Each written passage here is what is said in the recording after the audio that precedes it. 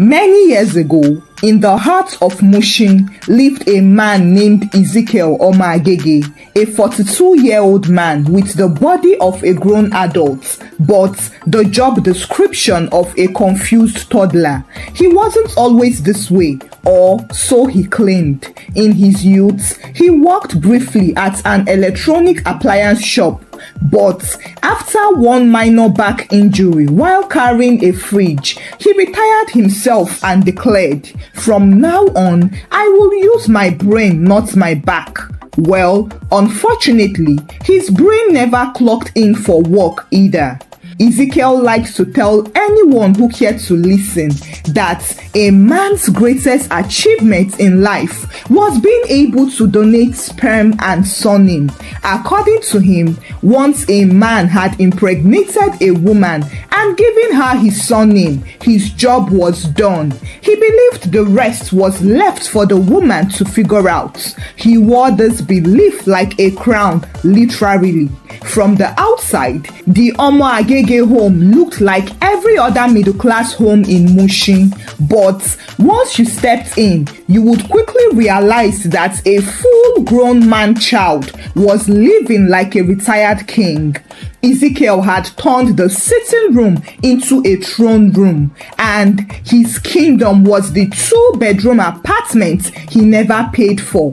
His royal wrapper was always spread on the longest couch, and beside it sat a tray with chin-chin and remote control right beside him.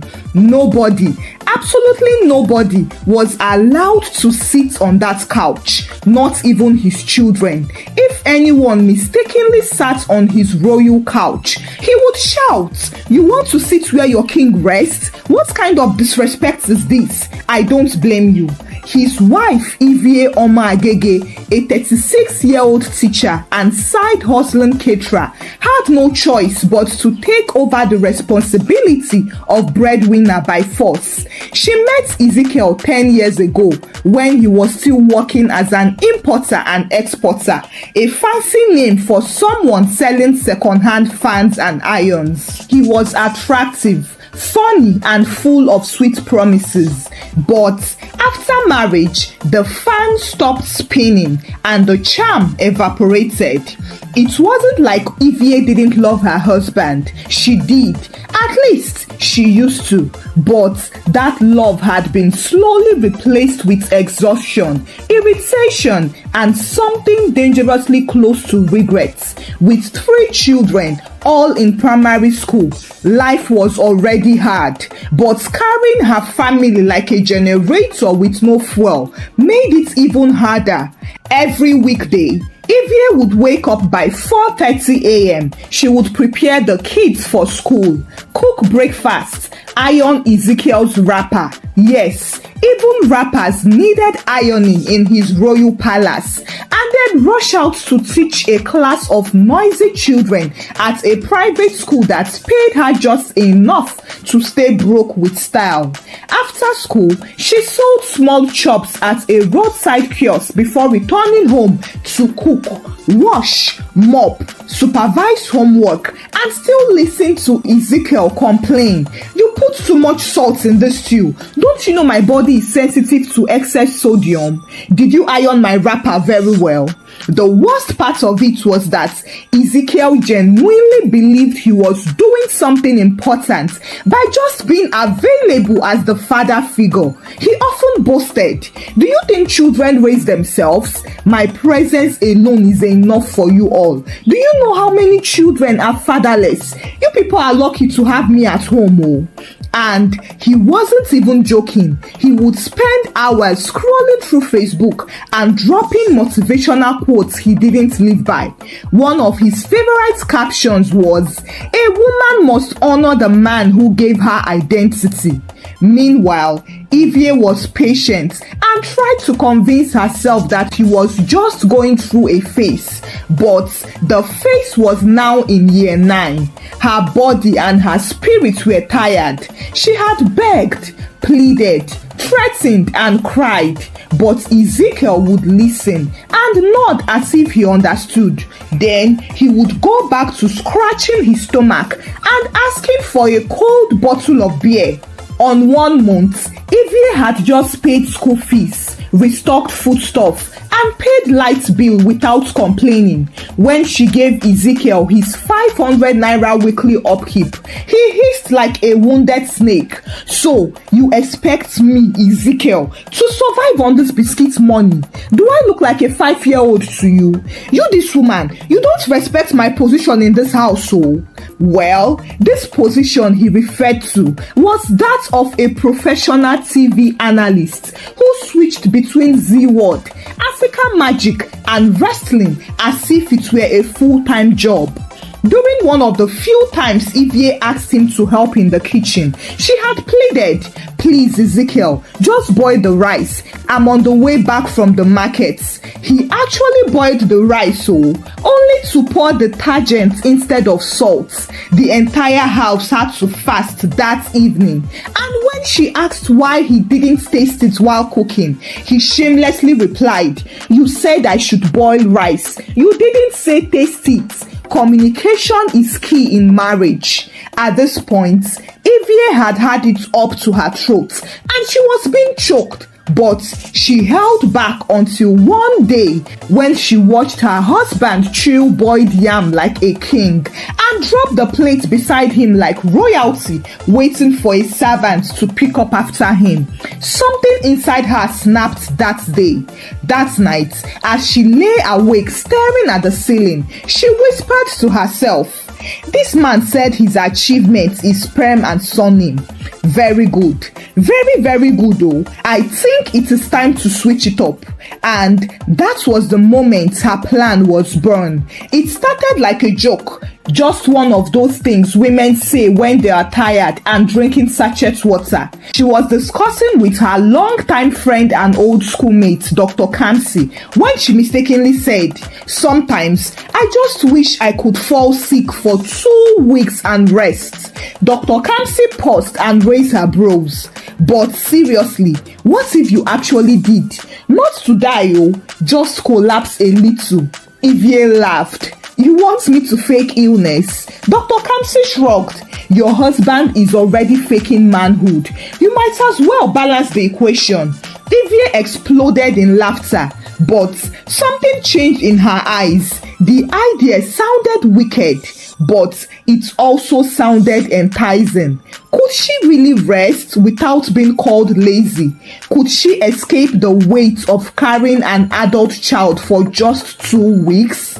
That evening, Evie dragged herself home with 2 shopping bags. Ezekiel didn't help her carry the bags. In fact, he didn't even look up from his phone. He only said, "I hope you bought that gala and coke I asked for." Evie dropped the bag slowly, then turned and walked into the kitchen without a word. She cooked, fed the children, bathed the youngest one, cleaned the living room, and then served His Royal Majesty his food. He took one bite and said, "This pepper is too much now. Are you trying to destroy my intestines? Don't you care about my health?" That night, after putting the kids to sleep, Evie went to the bathroom and sat on the toilet seat lid. She didn't cry this time around. Rather, she made a phone call. "Kamsi, I'm in." Dr. Kamsi was a reputable private doctor at a small clinic. The plan was simple: create a condition that looked serious, would need time off work, plenty of rest, and no effort from Evie. They picked the perfect label for it: chronic fatigue syndrome with suspected fibromyalgia. "I believe this one sounds scary enough to keep him humble," Kamsi smiled. "And expensive enough to finish his pride," Evie added. As such, for the next 1 week, Evie prepared silently. She cleared her bank account, resigned from her teaching job, stopped topping up Ezekiel's mobile data, and hid her saved money with Dr. Kamsi. That Saturday morning, she woke up, bathed the kids, boiled yam, and cleaned the house. She made sure Ezekiel was watching TV. Then, at exactly 9:30 a.m., she held her chest and dropped the knife she was using to cut vegetables. The sound caught Ezekiel's attention and he turned slightly. "Ivie, what is wrong with you?" She didn't answer. She staggered and gently fell to the ground. Ezekiel jumped up in panic. Ivie, don't joke like this, oh. This is not play." He tried to lift her, but he couldn't even do it alone. He screamed for his children, and together they rushed her to Kamsi's clinic. As expected, Kamsi put up an Oscar-worthy performance. "Sir, your wife is severely exhausted. Her blood pressure is dangerously low. She needs total rest, no work, no chores, no stress. She will be under observation for now." Ezekiel blinked. "You mean I'll be the only one at home with the kids?" Kamsi nodded slowly. "Oga, this is the time to rise as her husband. Her life depends on it." Back at home, Ezekiel couldn't believe his life. The kitchen had no cooked food, and the children were hungry and noisy. The laundry basket smelled with dirty clothes, and his youngest child had diarrhea. Worst of all, he had no money, and when he even called his sister to beg for money, she bluntly told him to go get a job. Ezekiel sat on the sofa with one hand on his forehead and the other on his stomach as hunger and confusion threw him off balance. However, for the first 3 days of Ivie's sickness, he tried to hold the house down. He told the kids, "Mommy will be fine, just give her time. Daddy is in control." He actually believed she would bounce back as usual. After all, women are built to endure. He was sure she would soon return to her perfect health and resume her national duties of cooking, cleaning, working, and carrying his useless weights. So, Ezekiel waited, but by day 4, the gas finished. By day 5, the children were vomiting from the indomie he cooked with ketchup. On day 6, he opened the fridge and saw nothing but ice water and pepper. Still, he waited. On day 7, Dr. Kamsi called him. "Mr. Ezekiel, I am sorry, but your wife's health is declining. We may need to do a few advanced tests, and she must remain under observation. The total cost for now is 148,000 naira. Please send it in today." Ezekiel nearly collapsed. No now. Is it cancer? Why is it expensive like this? But Dr. Kamsi didn't reply him. Ezekiel searched for Ivie's debit card, only to remember she had taken it with her. He checked her wardrobe and handbags for cash, but nothing was there. He was confused. Don't tell me that this woman didn't save for rainy days, oh. Panic started to rise in Ezekiel. He had no money himself, and by now, the children were tired of bread and water. Junior, the oldest child, asked, "Daddy, why is there no food in this house?" Ezekiel replied, "Your mommy is sick, Junior." Junior fired back, "But you are not sick. Why can't you cook?" Ezekiel blinked in shock. Essay, the second child, asked her brother, "Does it mean Daddy is also a baby like Tega?" Now, this was too much. He couldn't even flog them because he knew they were saying the bitter truth. So, with no money coming in, no help from relatives, and no wife to carry his dead weight, Ezekiel made a drastic decision. He ironed his shirts, polished his old shoes, and dusted his CV from 2011. He stepped out of the house with shame and borrowed transport fare from the provision woman at the end of the street. He got to a hotel and lied at the interview. "I was a senior supervisor at a luxury resort in Calabar." But the hotel manager, who was a young, sharp Lagos woman, eyed him from top to bottom. "I see. Well, we only need a cleaner for night shift right now. Are you interested?" Ezekiel was shocked. "Cleaner?" Then he remembered that he hadn't eaten in 2 days and he nodded. "Yes, I am very interested." And that was how Ezekiel started to clean toilets, wash dishes, and mop floors with a practiced smile. But his waist began to scream by 2 a.m. He took a break behind the kitchen, squatted like a tired plantain seller, and muttered, "Ivie, you are incredible. How did you do this for years and still made egusi soup just right?" He got home by 6 a.m. with red eyes and shaking legs. He had planned to jump into bed and sleep right away, only to enter the house and realize that Tega, the last child, had pulled on the floor and was using it to paint the tiles. Moving on, Ezekiel's days now became a triangle of pain, from morning chaos with the kids to daytime endless job search and a night shift of cleaning toilets. He cooked burnt rice, made watery pap, swept the house like a blind wizard, and begged his neighbor's 11-year-old daughter to help him make his daughter's hair. All this while, Ivie remained in the clinic acting weak and pitiful. Whenever Ezekiel visited, she would lie on the bed like a withered flower and whisper, "Are the children okay? Hope you are coping. I am so sorry I'm useless." And Ezekiel would wipe his tears and say, "Don't worry, just rest. God will not shame us." However, by now, Ezekiel was no longer the confident alpha husband. He had become a tired, unshaven, and smelly apprentice in the school of suffering. The once well-fed man who lounged in boxers and boasted of sperm and surname was now wearing his wife's oversized t-shirts, jogging trousers, and house slippers that made waka sounds when he walked.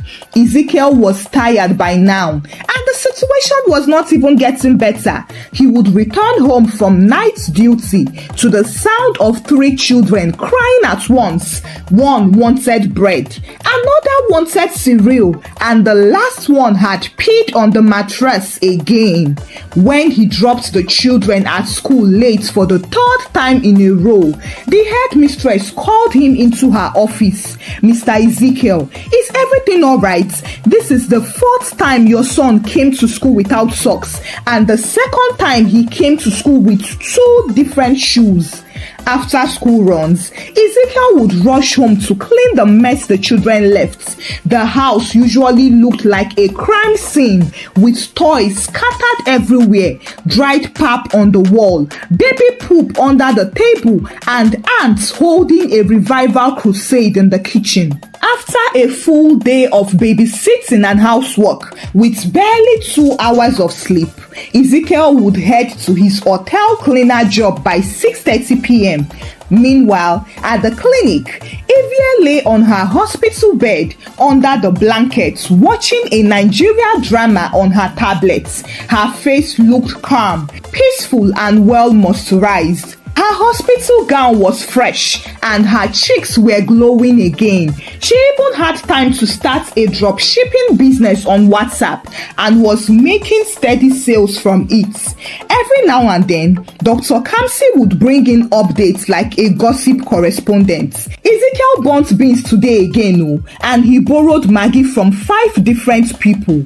Ivie would laugh quietly and sip her juice. She had finally achieved something she thought was impossible. Ezekiel was feeling the heat and sweating. One evening, Ezekiel brought the children to visit their mother. He looked like a broken mosquito coil by now.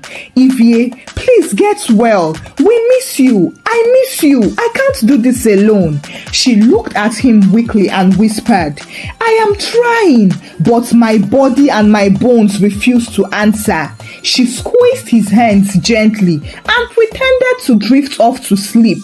Ivie continued to keep up with the acts, and Ezekiel, the former Minister of Relaxation and Supreme Commander of Remote Controls, was now the head chef, chief babysitter, cleaner-in-chief, and official homework supervisor. And surprisingly, he was starting to handle the responsibilities well. He had even developed what he called a domestic strategy that would help him manage time and carry out his task well. One afternoon, after scrubbing the toilets and mopping the kitchen, he sat down on the floor with a broom in one hand and sighed. I didn't know this was what this woman was doing every day. No wonder her waist started sounding like a crying generator. Ezekiel's cooking also improved. One Sunday, he made rice and stew that didn't require a visitation to the toilet after eating, and the children were happy. Ese praised him. Daddy, you are better than mommy now. But Junior scoffed. Please, just say the stew is not salty this time. Tega, the baby, clapped for no reason and called him Mommy Daddy. Ezekiel smiled with pride and wiped imaginary sweat from his forehead. Thank you, my children. I am doing my best. During his next visit to the clinic, Ezekiel brought Evie a hot flask of semo and vegetable soup. She opened the flask, inhaled the aroma, and nearly fainted in shock. You cooked this? Ezekiel nodded proudly. Yes, I have been practicing. Evie looked at him in disbelief and began to eat slowly. He looked at her with pitiful eyes and said, I am sorry, Evie. I didn't know how much you were carrying. I was blind, lazy, and stupid, but I am awake now. Please forgive me. Evie blinked, looked away quickly, and held her chest as if her heart was breaking. But in reality, she was holding back laughter. She whispered, I am trying, but my body is still weak. Ezekiel held her hands. Don't worry, rest, my love. I will wait. Even if it takes 1 year, I will carry the load alone. Well, Evie was not even ready to recover. Every time she thought of how Ezekiel used to say, my presence in this house is enough, her back would start itching. She was enjoying peace now. The kids were happy. The house was clean. Her drop shipping business was growing. And she was saving money too. Until one bright Friday morning, after the children had gone to school and the house was quiet, Evie stepped into the sitting room in a silk gown and glowing skin. She walked in elegantly without limping or being dizzy. She had returned for phase 2, the enjoyment era. Ezekiel rushed in from the backyard holding a bucket of water and a mop.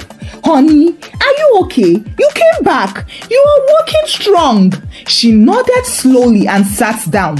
I am better. I am healed. Oh, thank God, Ezekiel exclaimed and rushed to hug her like someone rescued from the sea. Let me go and buy chicken. I need to cook you a welcome back jollof rice. Evie smiled sweetly. Thank you. That evening, while they sat together eating, Evie dropped the final bomb. I am not going back to work. Ezekiel paused. You mean you are not going to work yet? Evie shook her head. No, I mean not at all. I have decided to take it easy from now on. You can keep working. I will manage any small business from home. Ezekiel dropped his spoon slowly. You are joking, right? Evie shrugged. Why would I joke with my life? Ezekiel took a deep breath. So, I'll be working and doing school runs and cooking full time. She smiled. Yes, it is called balance.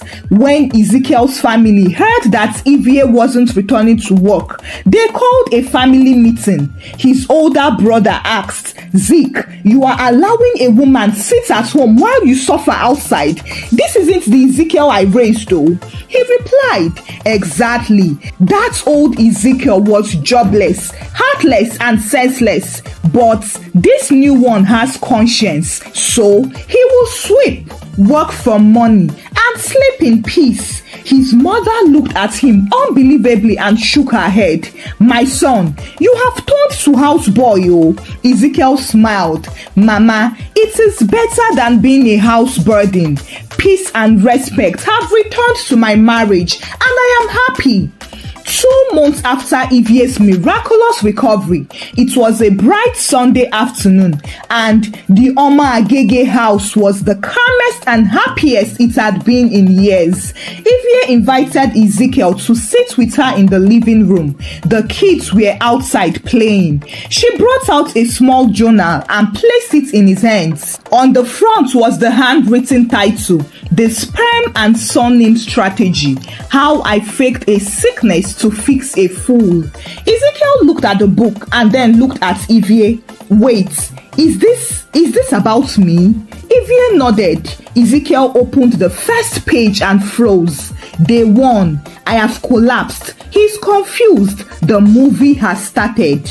Day 7, he got a job and cooked burnt beans. Progress. Day 21, he apologized without being begged. Victory is near. Ezekiel's mouth was opened in shock. You were never sick? Ivie quickly said, "Oh, I was sick, but not the kind of sickness the hospital could treat. I was sick of carrying the marriage alone, sick of being your mother, your wife, your worker, and your everything. I needed you to feel it and to become the husband I deserved." Ezekiel sat in silence with one hand on his chest. "I was your experiment." Ivie remained silent. Surprisingly, he didn't shout or storm out. He just stood up, walked to the window, stared out for a long moment, then turned to her and said, "Thank you." Ivie blinked. "Thank me?" "Yes," Ezekiel replied.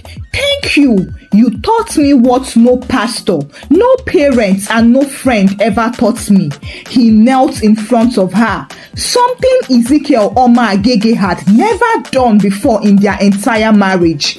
"I am sorry for everything, for every time you cried in silence while I was scratching my belly, for every time I called you weak when I was just being lazy.